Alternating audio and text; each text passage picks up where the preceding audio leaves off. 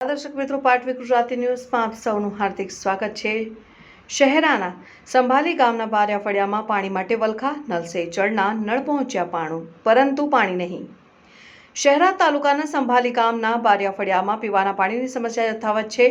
ફળિયામાં નલ સે જલ યોજના હેઠળ ઘરો સુધી નળનું જોડાણ આપવામાં આવ્યું છે, પરંતુ પાણીનો પુરવઠો શરૂ ન થતાં ગ્રામજનોને આજે પણ પીવાના પાણી માટે ભારે હાલાકીનો સામનો કરવો પડી રહ્યો છે।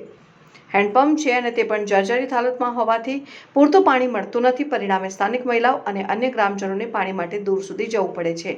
ગ્રામજનોએ તંત્ર સમક્ષ અનેક વખત રજૂઆત કરી હોવાનો દાવો કર્યો છે, છતાં સમસ્યાનો કાયમી ઉકેલ આવ્યો નથી। ગ્રામજનોએ તાત્કાલિક પીવાના પાણીની યોગ્ય અને કાયમી વ્યવસ્થા કરવાની માંગ કરી છે। ગામના સભ્ય અને ગ્રામજનોનો આક્ષેપ છે કે કૂવો સહિતના કામો મંજૂર થવા હોવા છતાં અત્યાર સુધી બનાવવામાં આવ્યા નથી, જેના કારણે પાણીની સમસ્યા યથાવત રહી છે। આ મામલે સંબંધિત અધિકારીનો પક્ષ જાણવા સંપર્ક કરવાનો પ્રયાસ કરવામાં આવશે। તેમનો પ્રતિભાવ મળ્યા બાદ તેને પણ બીજા અહેવાલમાં સ્થાન આપવામાં આવશે। પાટવી Gujarati news bureau chief Javed Bapu, Panchmahal. Chandubhai, મારી મમ્મી સભ્યમાં ઊભી હતી અને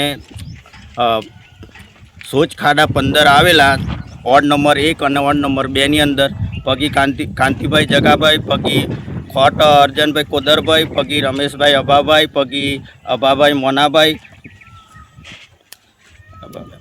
ખાટ સરદારભાઈ રમણભાઈ, પગી ગલાબભાઈ રાયસિંગભાઈ, પગી દલપતભાઈ રૂમાલભાઈ, પગી નરવતભાઈ ધીરાભાઈ, પગી મંગળભાઈ જગાભાઈ, નાયક રમેશભાઈ ચુનાભાઈ, પગી કેશવભાઈ ચંદુભાઈ, પગી ભૂરાભાઈ અખમભાઈ, પગી જુવાનભાઈ જયસિંહભાઈ, પગી કાંતિભાઈ નાનાભાઈ, પગી ભારતભાઈ પ્રભાતભાઈ, એ બધાના આવેલા પણ એક પણ બનાવી નહીં ને પૈસા ઉપાડી લીધા।